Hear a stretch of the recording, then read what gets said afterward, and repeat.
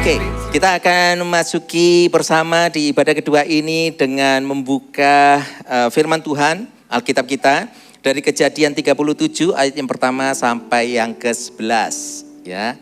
Kejadian 37 ayat yang pertama sampai yang ke-11. Nanti ini hanya 11 ayat. Saya akan membaca yang ganjil dan Bapak Ibu Saudara membaca yang genap ya. Dan sekiranya Bapak Ibu Saudara membaca dengan suara yang keras dan kita antusias di dalam hadirat Tuhan. Ada amin? Ya, oke. Kita sama-sama akan membaca firman Tuhan ya. Biar hati kita boleh terarah kepadanya. Biar segala firman Tuhan yang memberkati kita, kita boleh menerimanya dengan seutuhnya. Demikian firman Tuhan. Kejadian 37 ayat yang pertama, adapun Yakub ia diam di negeri penumpangan ayahnya, yakni di tanah Kanaan. 32. Inilah rakyat keturunan Yakub. Yusuf akan berumur 17 tahun, masih muda. Biasanya mengembalakan kambing domba bersama-sama dengan saudara-saudaranya, anak-anak Bilha dan Silpa, kedua istri ayahnya. Dari Yusuf menyampaikan kepada ayahnya kabar tentang kejahatan saudara-saudaranya. Israel lebih mengasihi Yusuf dari semua anaknya yang lain, sebab Yusuf itulah anaknya yang lahir daripada masa tuanya, dan ia menyuruh membuat jubah yang maha indah bagi dia. Setelah dilihatnya oleh saudara-saudaranya.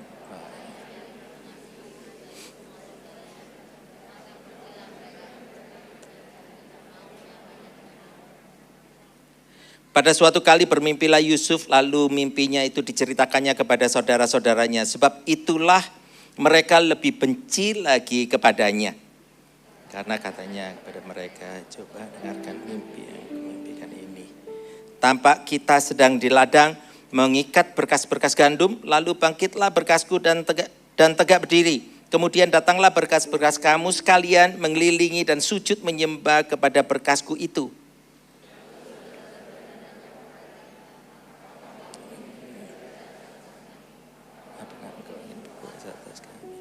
Jadi maka bencilah mereka kepadanya, memimpilah dan karena perkataannya itu. Lalu ia memimpikan pula mimpi yang lain yang diceritakannya kepada saudara-saudaranya. Katanya, aku bermimpi pula, tampak matahari, bulan dan 11 bintang sujud menyembah kepadaku. Setelah hal itu cerahkan kepada ayah dan saudara-saudaranya. Maka ia ditegur oleh ayahnya. Mimpi apa mimpimu itu? Masakan aku dan ibumu serta saudara-saudaramu sujud menyembah kepadamu sampai ke tanah. Maka iri hatilah saudara-saudaranya kepadanya, tetapi ayahnya menyimpan hal itu dalam hatinya. Saudara, kita baru membaca firman Tuhan di mana kita mengetahui bahwa Yakub sangat mencintai Yusuf, tapi cintanya berlebihan. Mengapa Yakub mencintai Yusuf sedemikian rupa? Dikarenakan di waktu Yakub ini bekerja bersama dengan Laban, dia sangat mencintai Rahel. Rahel yang dicintainya secara luar biasa, dikejarnya untuk mendapatkannya. Tetapi Laban tentunya kita mengetahui memberikan Lea terlebih dahulu sebelum Yakub bisa mendapatkan Rahel yang dicintainya. Dan dengan cerita yang sedemikian rupa, di saat kehidupan dari Yakub ini, dia mengetahui ada sesuatu yang dia ingin gapai, tetapi ada penghalang. Sehingga terjadilah sesuatu apa yang terjadi dalam hidupnya. Kasih yang rindu untuk dicurahkan kepada Rahel, itu pun dicurahkan kepada anaknya yang bernama Yusuf. Oleh karena itu, Yusuf diperlakukan sangat spesial.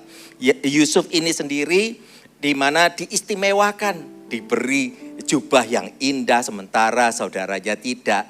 Dan dengan perlakuan sedemikian rupa, ternyata curahan kasih daripada Yakub ini menimbulkan dampak negatif. Di saat Yakub ini memperlakukan Yusuf dengan sangat spesial, itu membuat saudara-saudara lainnya itu iri hati. Dia melihat, waduh yang satu ini ya sangat disayangi ini sama papa. Jadi kalau ada sesuatu mereka semuanya akan ngelompok dan kelompoknya menjadi terpisah.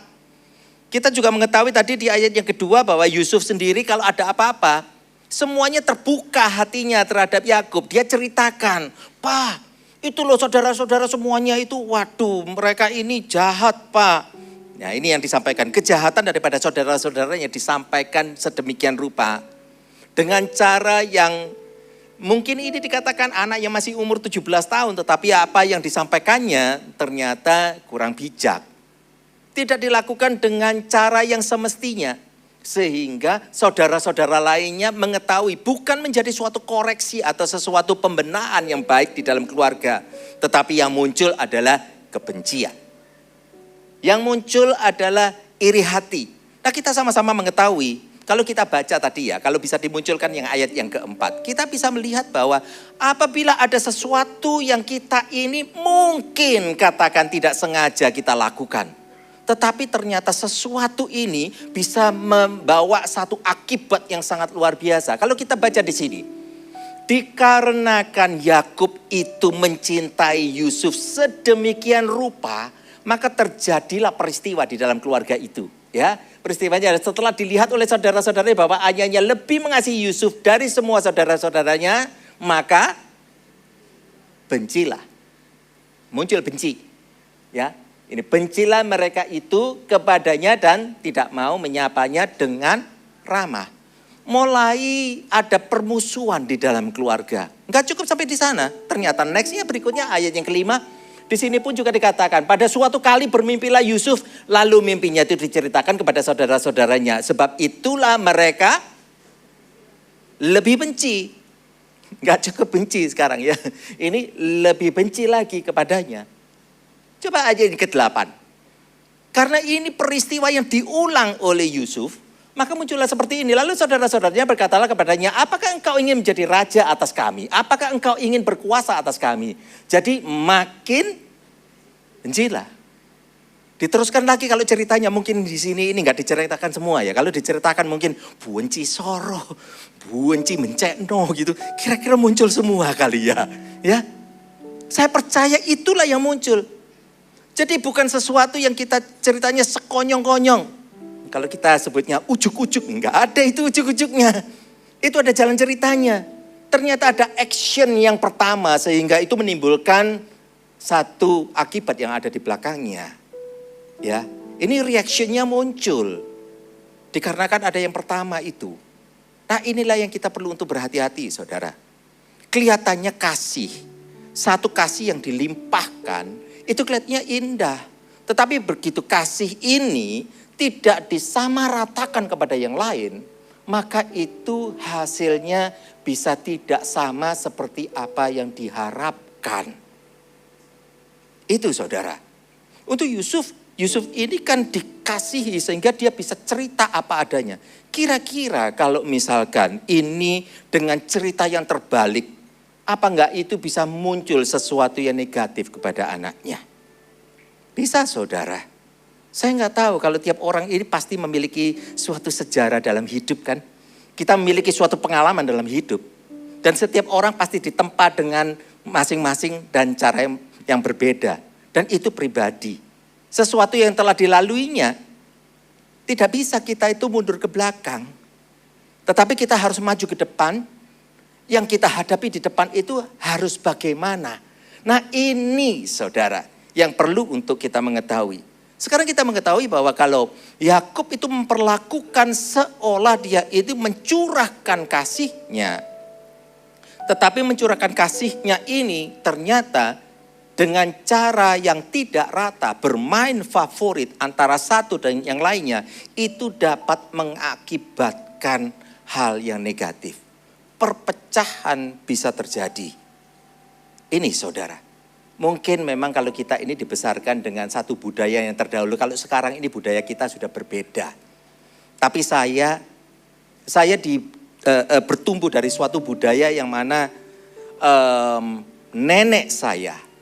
Yang mana mereka itu asli dari Tiongkok. Mereka datang di mana mereka memiliki suatu budaya. Apabila memiliki anak, memiliki cucu. Nah itulah saya, salah satu cucu. Nah cucu 4 yang ada ternyata dikasih satu nama masing-masing. Bukan nama yang dipanggil seperti saya adalah Liang gitu, bukan. Tapi nama ini adalah nama predikat yang diberikan untuk menyebutkan kespesialan dari cucunya. Cucu pertama, waktu lahir, maka dia beri predikat, inilah cucu berlian. Ya, cucu yang kedua, dapat cucu lagi, wah sungguh luar biasa. Cucu yang kedua dipanggilnya, ini adalah cucu emas. Ya, saya adalah yang ketiga. Ini cucu yang ketiga. Dan muncullah cucu yang keempat. Yang keempat dipanggilnya cucu perak. Wah bagus. Nah sekarang kalau mundur loh.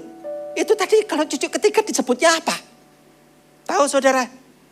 Ternyata cucu yang ketiga dikarenakan waktu saya lahir gak tahu deh saudara. Tapi waktu saya lahir kompleksitas kulit saya ini munculnya adalah kompleksitas kulit yang gelap. Ya, oleh karena itu saya disebutnya adalah cucu paku dan karatan. Itu saudara. Ya, jadi saya punya kakak berlian, kakak emas, dan adik perak. Sementara saya ini nelongso ya. Wis paku, nggak cukup paku, karatan lagi. Itu saudara, itulah suatu predikat. Terkadang itu kita itu dibesarkan seperti itu. Tapi sebagai cucu kita mampu untuk berkata apa? Nggak mampu kan? Gimana kita mau berkata kepada nek jangan, tapi mereka tetap seperti itu. Saya berkata kepada Bapak Ibu sekalian, saya pada waktu itu tidak diperlakukan beda dengan yang lainnya. Semua diperlakukan sama. Ya. Jadi kalau ini lebih nemen ini kalau kita bicara antara Yakub, Yusuf ini udah jelas-jelas gitu. Yang satu difavoritkan. Saya loh tidak difavoritkan. Kami semua dikasih porsi makan yang sama. Kalau satu makan ayam goreng, semua makan sama. Ya. Tidak ada yang beda. Yang beda hanya predikatnya aja. Gitu loh. Nah saya ini dikenai predikat dikarenakan warna kulit. Itu aja. Oke. Tapi tahukah saudara? Itu menjadi pertanyaan besar loh buat saya. Pertanyaan besar. Jadi mengiang-iang. Waktu bertumbuh itu ternyata menjadi anak yang pendiam. Gitu. Boleh tanya dengan istri saya kalau dulunya saya dia sudah ketawa ya. Iya, karena istri saya tahu persis gitu ya. Setelah kamu jadi pendeta kamu kok cerewet toh. Iya. Haleluya, cerewet untuk Tuhan ya, menyampaikan firman aja tuh. Itulah kita. Kita pasti memiliki suatu background di dalam kehidupan. Apakah itu perkataan daripada nenek saya berdampak? Oh iya berdampak. Jadi saya itu setiap kali menjadi anak yang sangat minder, yang lainnya bersuka cita, saya selalu menepi. Enggak cocok menepi. Depis itu apa? Depis. Menyendiri, ya. Ya, tapi menyendirinya langsung pergi ke corner gitu ya, ke sudut. Jadi itulah perlakuan saya. Dilihat dari semua kenapa. Sampai satu kali waktu itu mama saya mulai menyadarinya. Dan melihat kenapa yang satu ini. Kenapa kok berbeda dengan yang lainnya. Yang lainnya bisa bertumbuh sukaria. Tapi yang satu ini enggak begitu lagi. Nah inilah. Mama berusaha untuk memperbaikinya. Dan di sana itu.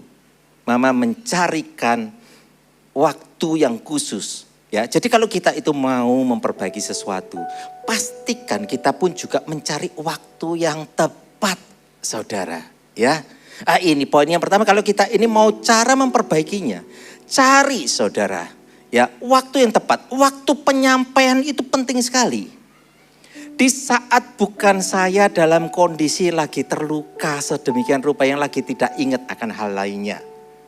Ya, bagaimana cara mama itu memperbaikinya? Luar biasa saudara. Itu, mama belajar sesuatu di mana saya pun sekarang ikut mulai belajar. Saya baru mulai mengerti. Untuk memperbaiki seorang Lianggono yang disebut dan terluka dikarenakan kata-kata predikat, bukan diperlakukan berbeda. Itu aja udah imprint, itu udah seperti mematok dalam hidup. Wah, sulit. Jadi kalau mama mau ngomong, dicarikan waktu yang tepat, waktu penyampaian. Di saat lagi diajak sama mama untuk menikmati sesuatu, main, keluar, dan di sana disampaikan, kenapa kok kamu bersikap seperti ini? Tahu saudara, ternyata ini sesuatu yang penting untuk kita lakukan bersama.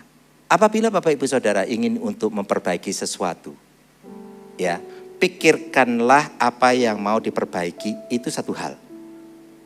Ya, jadi kalau mau mengkoreksi, mama mau mengkoreksi saya, kamu jangan minder. Yang mau dikoreksi hanya satu hal, kamu jangan minder. Tapi itu disiapkan oleh mama 5 hal yang baik untuk mengingatkan saya. Aduh, kamu ini anak yang pinter ya, luar biasa kamu. Waktu awal mula dulu itu, apa yang kamu lakukan ini sungguh luar biasa. Kamu ini rajin, bangun pagi. Kamu bantu mama untuk ngajari adikmu sampai adikmu itu ranking 1 karena kebaikanmu. Itu caranya mama untuk mengajari. Untuk merubah sesuatu sebelum koreksi, kamu jangan minder. Itu ditahan dulu mama. Mama memberikan 5 hal yang baik terlebih dahulu. Untuk mengubah supaya saya ini mengetahui bahwa ini anak adalah ciptaan spesial dari Tuhan. Setelah saya mengetahui itu, saat mama mulai memberitahu, kamu bagus, kamu rajin, bla bla bla, 5 hal yang disampaikan. Baru mama bertanya, kenapa kok kamu minder? Kalau Tuhan itu lo sediakan dan kamu itu bukan anak yang malas, kenapa kamu minder? Sama mama dicarikan waktu yang tepat. Waktu yang pas saudara untuk disampaikan. Ya, yang berikutnya adalah kita harus tahu tempat menyampaikan. Waktu menyampaikan tidak digabungkan dengan yang lainnya. Saya mesti diajak oleh mama untuk pergi ke tempat yang berbeda. Yang awal diajak ke tempat mainan. Kadang diajak untuk makan hanya berdua. Enggak dengan yang lainnya. Bukan untuk dispesialkan karena memang ini kalah spesial dengan yang lainnya. Tahu ya, kalau orang yang minder, sekalipun makanan semua sudah tersaji dengan cara yang sama. Yang lain udah ngambil, yang kita masih nunggu dulu, lihat kiri kanan, nggak ngambil-ngambil. Oke, tunggulannya udah makan, kita ambil punya kita. Gizinya sama, tapi permasalahannya minder. Minder dikarenakan ucapan yang kita tidak ingini dan dikarenakan tidak memiliki pengetahuan, itu membuat tercetaknya diri kita. Kita selalu bertanya, kenapa ya? Kita renung-renung, kita pikir-pikir, kenapa ini? Satu kali waktu muncullah ya, ini hebatnya seorang ibu. Kasih ibu memang tiada duanya.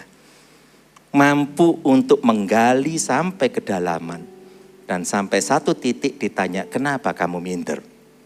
Dan akhirnya saya berkata kepada mama, iya mah. Soalnya ini nenek ini ngomong kalau yang paling besar itu katanya itu anak berlian. Yang kedua anak emas. Adik perak. Lali yang ini paku karatan. Begitu saya sampaikan itu. Karena saya masih kecil, gak ngerti apa-apa. Tetapi satu perkataan yang sangat luar biasa meluncur dari lidah bibir mama. Dia bilang gini, nak, sekalipun paku karatan, tapi paku itu paling kuat untuk membuat rumah loh nak. Kalau rumah kita ini dibrodol semuanya itu penuh dengan paku. Hanya paku yang mampu untuk membuat rumah ini berdiri. Lainnya bagus, tapi itu perhiasan. Tetapi paku sangat berguna. Jangan khawatir nak. Mama akan mendoakanmu. Dari itu saudara, mama berkata dan memberkati saya. Jadilah terang. Hidupmu bukan hidup yang biasa. Satu perkataannya dari mama yang dia berikan kepada kita, itu perhatikan dengan baik. Jangan pernah kita tolak, tetapi tentu ada caranya ya. Ya, waktu penyampaiannya ada waktu penyampaian. Ada tempat penyampaian. Dan juga yang bagian ketiga adalah tahu juga kondisi lawan bicara. Jadi kondisi hati saya gimana? Kalau saya ini lagi tersudutkan dengan saudara, mama nggak bicara yang itu. Ditunggu dulu sampai kondisi saya ini hatinya bisa lebih reda. Baru mama bicara. Supaya saya bisa menjadi sembuh. Dan setiap tutur kata mama, luar biasa. Mama mengubah dan dari situ mungkin kalau ada yang mulai merasakan. Mungkin kalau ada yang berkata, kenapa kalau Pak Liang kalau ngomong itu terlalu halus? Iya itu, dikarenakan saya sendiri juga belajar dari mama. Cuma memang kalau terlalu halus juga nanti orang lain tidak terasa ya akan koreksinya. Saya pun juga harus menempatkan diri yang baik. Ya, jadi yang bijak gitu. Bukankah kita sekarang juga mulai belajar kan ya? Belajar kita ini untuk mengetahui firman Tuhan. Firman Tuhan kan berkata, kita semuanya juga harus tulus, tetapi juga cerdik. Dua-duanya harus kita miliki. Bagaimana caranya kita harus menyampaikan, kapan kita menyampaikan, di mana kita akan menyampaikan. Dan keadaannya bagaimana, kita harus mengetahui lawan bicara untuk disampaikan. Kedekatan, saat kalau lagi dekat dan lagi indah, saudara mau ngomong apa itu orangnya enggak tersinggung saudara. Ya, satu kali waktu saya itu bersama dengan rekan-rekan, ya, lagi makan waktu kuliah sama-sama. Jadi kalau kita ini kan guyon semuanya. Kan kita sama-sama tahu ya, kalau ada masakan yang enak itu semua kita selalu ngomongnya, wih.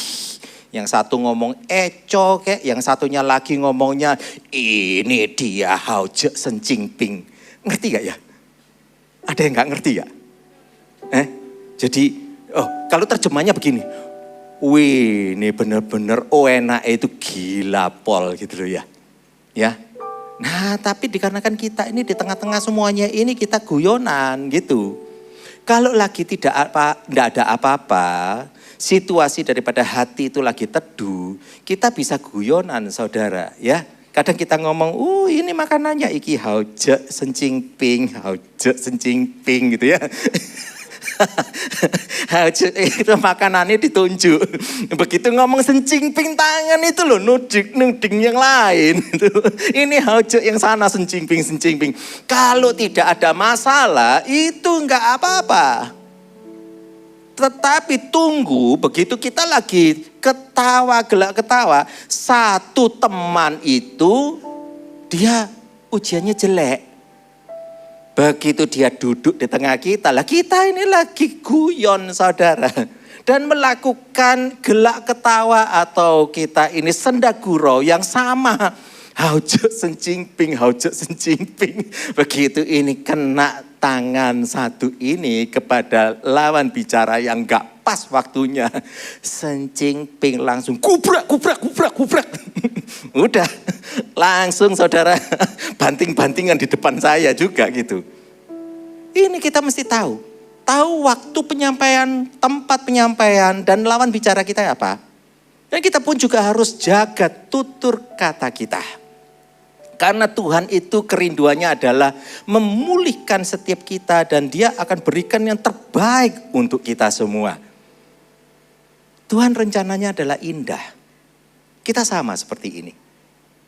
Kalau kita mengetahui sekarang bahwa ini sekarang ibadah yang pukul 9 kita lihat ya, luar biasa. Mulai dari pukul 7, pukul 9, 11, 1. Ini nanti kalau yang ibadah pukul 1 akan lebih penuh lagi. Oleh karena itu, nanti 2 minggu lagi, tepatnya pukul 19 Juni, kita akan adakan ibadah yang kelima, saudara. Ya, beri kemuliaan bagi Tuhan. Kita melihat kecepatan yang sangat luar biasa. Tuhan percayakan setiap daripada kita di tempat ini. Awal Februari kita semua jumlahnya hanya 990 dari 2 ibadah. Begitu waktu berlanjut seterusnya, kita berpindah dari 2 kali ibadah menjadi 3 kali ibadah, 4 kali ibadah. Hingga hari ini 4 kali ibadah. Inilah bulan yang keempat. Dari 990, minggu lalu 2700. Udah gak cukup tempatnya, beri kemuliaan bagi Tuhan. Udah gak cukup tempatnya. Maka kita harus sediakan lagi slot yang berikutnya. Ibadah yang kelima. Nanti akan ada yaitu pukul 3 sore. Yang AOG ngalah saudara. Mereka yang tadinya pukul 4 dan pukul 6 sore. Mereka pindah menjadi pukul 5 sore dan pukul 7 malam. Ya, terjadi suatu pergeseran. Tetapi mari yuk kita sama-sama kita lihat.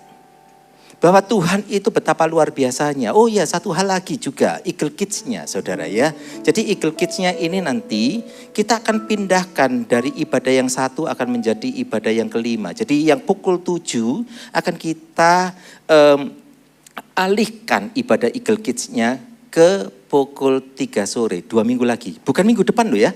Jangan ada yang salah ya. Jangan hari ini di sini tempat ini kita tepuk tangan haleluya, tapi minggu depan ternyata salah jam lagi. Ya diingat yang ini saudara gitu ya.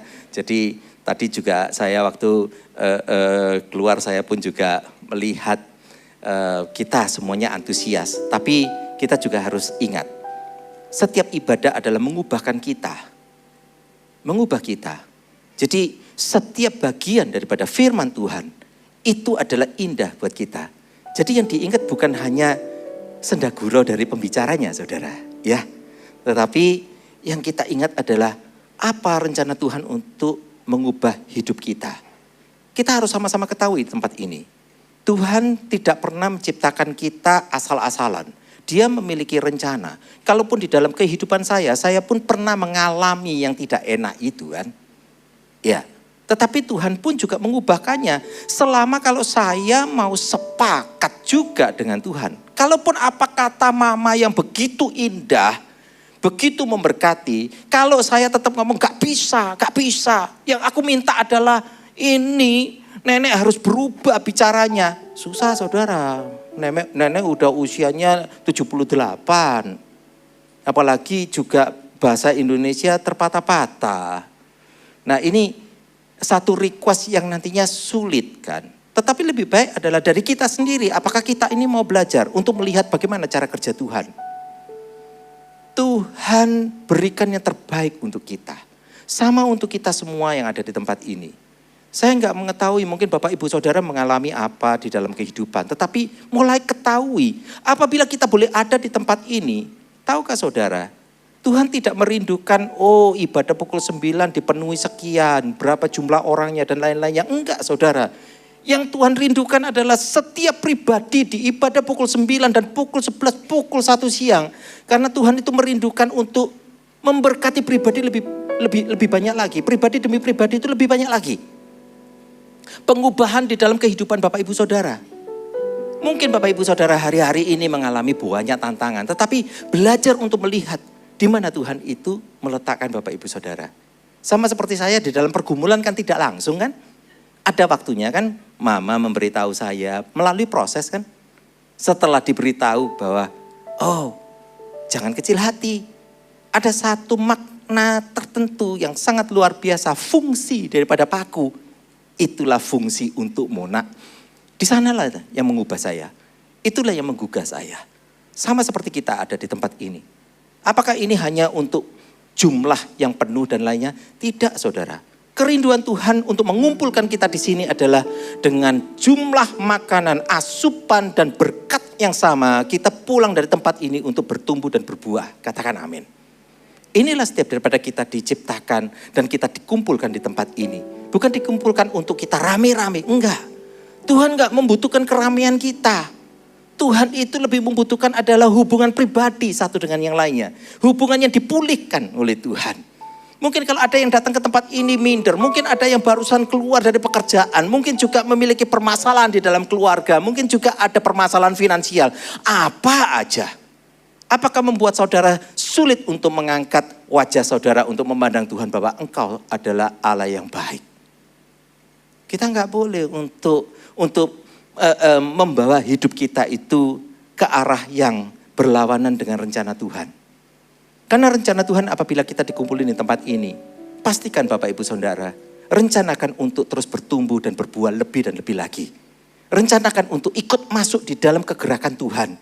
Siapa yang masih belum ikut CG, ikutlah CG. Mengapa? Karena di CG itulah ada satu kesepakatan di mana kita mau bertumbuh, berbuah, berjalan bersama, menghadapi tantangan. Saudara, di mana ayat Alkitab yang berkata bahwa setelah menerima Tuhan Yesus maka hidupmu makmur selamanya? Gak ada, saudara. Tetapi dari mana kita bisa mendapatkan advice, dari mana kita bisa mendapatkan dukungan, doa dan sebagainya. Itulah fungsi daripada CG. Dan di CG itu pula Bapak Ibu Saudara bisa membawa hidup saudara ini bisa dibawa yang selaras dengan kerinduan Tuhan. Karena kerinduan Tuhan itu adalah sekiranya kita itu terjamah hati dan kita terbukakan dengan rencananya, kita mampu melihatnya. Di saat kita lagi ada di lembah, kita tetap memuji syukur dan kita pun tetap berpegang dengan tangan kuatnya. Itu proses. Ini adalah perjalanan hidup yang tidak bisa diteorikan. Teorinya boleh disampaikan. Tetapi di saat ada kejadian dalam hidup kita, saat kita diterpa dengan badai, kita bisa oleng. Tetapi apabila ada rekan-rekan yang mendoakan, memegang kita, kita akan tetap stabil, kuat, berdiri di atas batu karang yang teguh. Katakan amin. Itu rencana Tuhan. Rencana Tuhan adalah menjamah hati kita untuk kita mengetahui rencana Tuhan apa. Pernahkah Bapak Ibu Saudara sekarang planningkan untuk melihat masa depan daripada semua kegerakan Tuhan. Karena kalau Tuhan itu bekerja, Tuhan bukan hanya rindu untuk memberkati tempat ini. Bapak Ibu Saudara sekarang mengetahui, di dalam 4 bulan dari katakan 1.000 menjadi 2.700. Ini loncatan yang sangat luar biasa. Perubahan juga luar biasa. Para ini volunteer yang hadir ke tempat ini, mereka pukul 5 pagi, saudara. Dan sekarang ini dikarenakan dengan berlapisnya ibadah, mereka berkomitmen memberi yang lebih lagi, mereka peduli. Bahkan kepedulian mereka ini udah melampaui daripada bagian, oh ini umum, ini AOG. Enggak, yang melayani kita pun ada yang AOG. Ada yang AOG. Kalau kita mengetahui seperti demikian, apakah Bapak Ibu Saudara sudah melihat, wow sungguh luar biasa ya Tuhan ya. Bapak Ibu, kalau kita ini mau melihat rencana Tuhan dalam hidup kita, minta untuk dijamahnya. Untuk kita bisa melihat rencananya. Mulai aturkan diri Bapak Ibu Saudara, jangan minder, tunggulah. Tunggu sampai aku mengenal Tuhan sedemikian rupa, ngerti firman-Nya sekian jauhnya, sekian dalamnya, baru nanti aku akan melayani Tuhan. Salah. Join CG, yuk kita itu langsung masuk di dalam satu perjalanan kehidupan kerohanian yang semakin hari semakin bertumbuh dan berbuah. Siapkan diri Bapak Ibu Saudara untuk berkata, aku peduli akan ibadah berikutnya. Kalau bukan Bapak Ibu Saudara yang peduli, terus siapa? Ayo, ambil waktu, siapkan diri untuk Bapak Ibu Saudara juga bisa mengambil bagian di mana merencanakan dalam hidup ini. Bapak Ibu Saudara juga bisa melayani orang lain. Ya, biar ibadah ini terus bertambah, Saudara. Nah, tapi yang paling penting adalah bukankah kita sekarang mengetahui? Ingat, Bapak Ibu Saudara sekarang itu mengetahui betapa luar biasanya Tuhan itu bekerja di tengah-tengah kita. Refleksinya yang Bapak Ibu bisa lihat adalah pertumbuhan daripada ibadah yang ada di tengah kita. Apakah Tuhan hanya merindukan tambah ibadah? Enggak. Di dalam pergumulan saya waktu saya berdoa, kerinduan Tuhan adalah memberkati Bapak Ibu Saudara. Ini hanya refleksinya. Apabila ibadah ini bisa bertambah sedemikian rupa cepatnya, Sedemikian pula cepatnya Tuhan itu merindukan untuk memberkati Bapak Ibu Saudara. Tetapi apakah Bapak Ibu Saudara mau menangkapnya segera? Mengerti, Tuhan jamah aku, celikan mata hatiku sehingga aku mengerti Tuhan. Rencana betapa luar biasanya. Sehingga aku boleh berdiri di hadapanmu, aku memberikan diri, aku mau terpakai olehmu lebih-lebih lagi. Kalau kita mau, sesuatu yang besar itu akan terjadi. Perubahan itu mulai dari sekarang. Tidak langsung semuanya langsung ayo. Langsung kita menjadi orang-orang yang gerusa-gerusu seolah-olah pingin cepatnya aja. Tidak saudara, tetapi kestabilan di hadapan Tuhan. Berjalan dengan integritas yang tanpa memandang apapun tetap melakukan yang terbaik untuk Tuhan. Itulah yang terindah di hadapan Tuhan. Ayo mulai sekarang bawa hidup, serahkan diri dengan melalui CG, ikut CG saudara. Dan kita boleh dibentuk di dalam CG dan melatih diri. Karena melalui CG nanti juga kita akan dibimbing terus. Dan untuk melayani di tempat-tempat ini kita akan mengikuti Servolution. Kita akan dibimbing bagaimana cara melayani. Dan di situ pun kita sendiri bisa memberi diri. Kitanya nanti juga akan melalui satu screening test. Apakah sesuai dari apa yang Tuhan telah berikan di dalam kehidupan kita. Talenta, karunia, dan kerinduan daripada hati kita, apa yang terbaik. Ayo kita melayani Tuhan bersama. Bukan hanya sekedar kita bertambah dengan jumlahnya. Tetapi apabila kita sekarang telah mengetahui betapa luar biasanya Bapak, Ibu, Saudara, semua yang hadir di tempat ini. Tuhan tidak merencanakan hanya sekedar begini. Bukankah pernah juga saya sampaikan, Tuhan tidak rencananya hanya sampai di sini. Tetapi maukah kita itu masuk dalam perencanaan Tuhan jangka panjang. Awal mula kita ini oleh Tuhan dibawa seolah seperti inilah kita ada di sini ya. Satu ruang ibadah yang ada pilarnya. Dan kita sekarang jumlahnya kursi yang tertata itu 1.000. 2 tahun lagi itu sudah diplanningkan. Kita nantinya akan ibadah di satu ruangan tanpa pilar. Kursinya bisa 2.000. Tetapi maukah kita ini sekarang bisa melihat dan masuk di dalam perencanaan Tuhan yang lebih. Lihat ya. Kalau Tuhan itu merencanakan di dalam gerejanya, Tuhan bukan hanya rindu untuk besarnya gereja. Tetapi kerinduan Tuhan adalah membawa pertumbuhan kita. Yang semakin hari semakin mencintainya dan kita pun melayani dia lebih lagi. Ya, saya boleh undang untuk pemusik maju ke depan. Dan saya percaya Tuhan akan membawa kehidupan kita di dalam suatu perencanaan yang indah dalam hidup kita ini. Dan kita semuanya masuk di dalam satu kasih karunia yang luar biasa. Saya undang untuk semua jemaat boleh bangkit berdiri.